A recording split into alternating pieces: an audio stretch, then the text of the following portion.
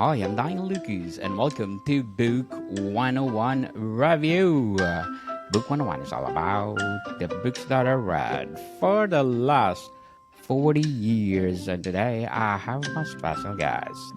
He's the author of the book Staying Coachable, no other than Mr. Sean Glaze.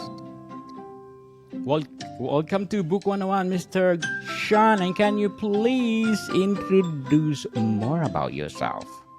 Absolutely, Daniel. Thank you so much for having me. I'm absolutely thrilled to spend a few minutes with you and hopefully share some helpful information with your audience. I am actually a retired literature teacher and basketball coach. It was as a basketball coach that I learned the impact and influence of quality leadership and the importance of culture for teams to overachieve. Everybody needs talent, everybody needs strategy, but culture is going to determine how well that strategy is implemented. And as a speaker and facilitator, I'll work with organizations to help them be better leaders and teammates. And one of the books that most recently was released focused on helping teams be that much more productive and profitable and positive in terms of building an effective team culture is about helping them be not just great leaders, but to be winning teammates. And one of the elements of being a winning teammate was specifically staying coachable.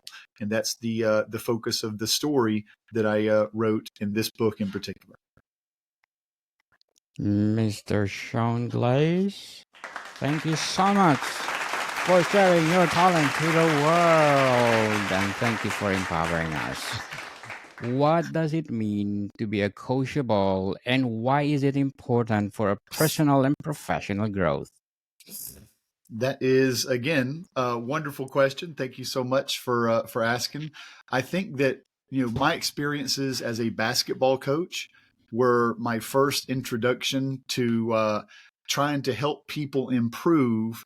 Who, instead of being greedy and grateful for opportunities and advice to be better in their roles, they actually, and this is not going to surprise most leaders in your audience, they were actually a little bit more annoyed with and arrogant about things. And so they didn't necessarily respond well to coaching. As a coach, obviously, I'm working with, high schoolers and even, when I work later with college athletes, and not every athlete is coachable. So not every athlete continues to improve and grow and get better and be able to adapt successfully to their team or to the challenge of their opponent. And what I found was in working with teams and organizations, the ideas of culture and leadership and being coachable are things that translate across different industries. Specifically, every leader in every organization, themselves first and then with their team members second, needs to deal with the idea of staying coachable, because you are where you are because you have been coachable up to the point that you have reached the level of success that your coachability has allowed you to attain. Every one of us was coachable at some point in the past, which allowed us to succeed to our present level of success. The issue is sometimes people become complacent, and that complacency ends up giving us a false sense of contentment. And I think that sometimes that keeps us from reaching the next level of success or climbing the next mountain or being as good as we might with the next platform or process or thing that we need to adapt to be a better teammate ourselves. I like the way you say it. That's why I very well said, Mr. Sean. I'm a, Very well said. Usually, I give a I clap gotta in the get the middle. applause audio for mine because it is absolutely nice to hear the applause after every response. Yes, yes. I usually give applause in the middle of interview, but I like the way you answer.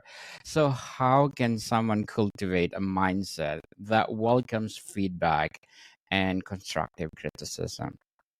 Well, I will tell you what I learned it was not.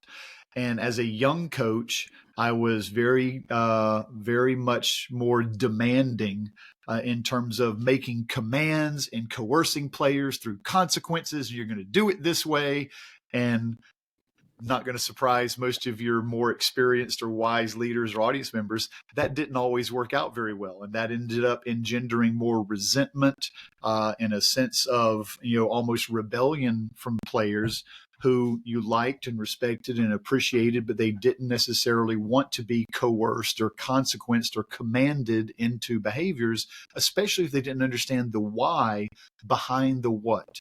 And the major thing that was a shift for me as a coach and leader, and the thing that I think that most leaders eventually understand later in their journey, is that, okay, if it's not commands and coercion, what is it that actually really inspires change within the people that I care about, that I'm necessarily leaning on and depending on to make a commitment to help to move us together to that next goal that we have as an organization. And I think that the two things that you need to replace commands and coercion with are curiosity and compassion. And specifically, the book itself is really about, and it says on the title, of course, there are 4 questions that you can ask that kind of walk first yourself and then later on your team members down that path of discovering what is the why behind me doing something differently. Why should I invest the time and energy and effort and inconvenience in changing some of what I'm doing or some of what I'm thinking in order to be better for my teammates, or better for the organization, or better for my own performance. And I think that it's questions that inspire a different awareness and a different behavior that follows. What are the signs that someone is resistant to being coachable? If they're breathing. I think we For all sure. get a little bit resistant to coaching because we want to. And I think that our pride and our ego, which sometimes drives achievement, I think that that same pride and ego can eventually end up being a brick wall to our progression, because we want to do things our way and we want to look inside and be proud of the fact that we can figure it out. And the reality is that if you look outside yourself to the many people that can be mentors and coaches to you, that they would actually be able to not just accelerate your speed, but also shorten the path to you getting where you want to be. So, how does staying coachable contribute to continuous learning and improvement? Well, I think that ultimately all of our life is change, whether it's in basketball or in business or whatever industry that your listeners are involved with. There's going to always be constant change and a need to adopt a new platform or to adopt a new process or to improve in some way. And if the question is, hey, can I do my job better? The answer is always yes, if you're willing to look outside yourself and be vulnerable enough to inquire and to ask for assistance or feedback or advice. And I think that the 4 questions that are in the parable of staying coachable are powerful, because ultimately it asks you to identify, what is it that you want? What's the result or achievement or goal that you want to achieve? And then the second question being kind of, well, where am I at now? Can I actually give an honest appraisal of what my numbers are and what my performance is? And then if I see a gap between those two things, it's that incongruity of where I want to be versus where I am that then allows me to acknowledge, well, maybe I don't have all the answers. Maybe the way I've been trying to do it isn't as effective as I had wanted to assume.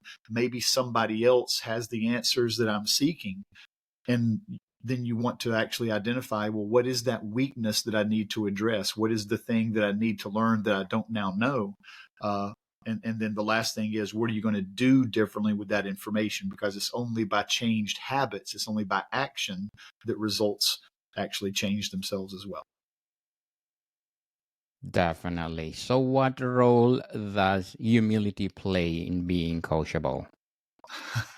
Well, uh, again, I think that one of the things when I'm speaking to a group in terms of helping leaders be better for their organizations, or if I'm speaking to a frontline group of employees about being better teammates, I think ultimately collaboration, sharing and requesting information, admitting mistakes, and seeking to share the lessons that you've actually learned yourself with other people on your team, those are the things that are probably the strongest indication of a healthy organizational culture. How are your people talking to each other, or are they kind of in silos and withdrawn and disconnected? And so I think that the idea of humility becomes important because oftentimes members of an organization are unbelievably skilled and talented and knowledgeable, and they go into that role with a confidence thinking that they can help. The issue is that sometimes confidence turns into arrogance, and arrogance is thinking you don't need help. And I think we all need help to be as good as we might be and to ultimately get beyond that kind of ceiling of our own knowledge and skills and background and assumptions. And so if confidence is thinking you can help and arrogance is thinking you don't need help, humility is important because humility is that willingness to ask for help.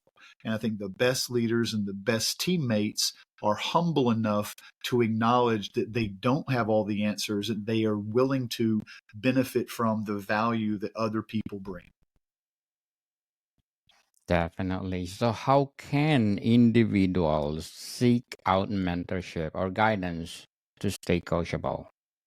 Yeah, well, I think that's kind of the next step and the next book that I'm actually working on, Daniel, and I very much would appreciate the opportunity to come back on and share with you. The next book I'm working on Yes, is, what do effective leaders do? Because leadership isn't a position, leadership's not a title, leadership's a decision that people make to have influence on the people around them that they actually interact with. And everyone on your team is a leader in some respect if they're influencing the behavior of others. And I think that, we are coachable and we become better leaders, not because we have more experience. Leaders don't get better and team members don't get better just because they have more years of service. We get better because our awareness increases and we become aware when we begin to notice things in those experiences.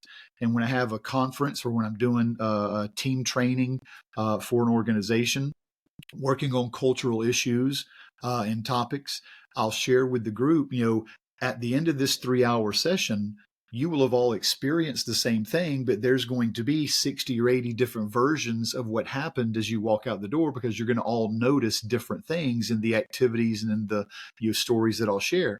And I think that leaders become more aware because they actually involve themselves in three behaviors. The first is you have to reflect daily upon the interactions that you had with your team. What are the things that went well today that I want to make sure that I'm emphasizing? What are the things that I'd like to do better tomorrow that I can improve on?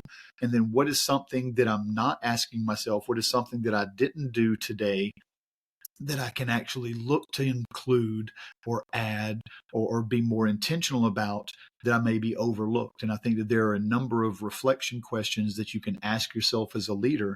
And those are obviously all available on my website. I've got all kinds of resources for leaders and teams. But that's the first thing, is reflection.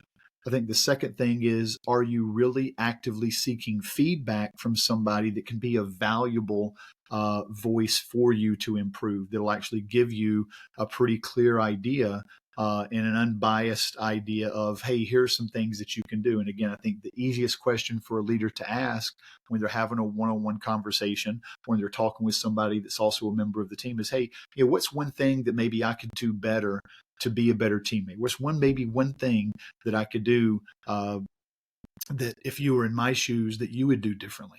And I think that idea of asking for input from others ends up benefiting from their perspective because we don't always see as clearly as we think. And the third thing is coaching. And that's where, when I work with leaders in a coaching relationship, I think that holding people accountable and getting them to focus on the most effective behaviors and interactions that they have are key elements of them being better in their role. So, Mr. Sean, what are the benefits of staying open to new ideas even when there are challenges existing belief or What are the challenge benefits? existing belief? Yeah, what are the benefits of staying open? Well, Yes. I think that one of the problems, especially as you get a little bit later in years and a little bit more established in a role, that sometimes senior leaders especially suffer from the idea of confirmation bias, and they get distanced from the front lines and understanding some of the issues that their people are dealing with. And I think if we're not open to the perspective and the insights and the advice of others, we end up kind of putting ourselves in an echo chamber.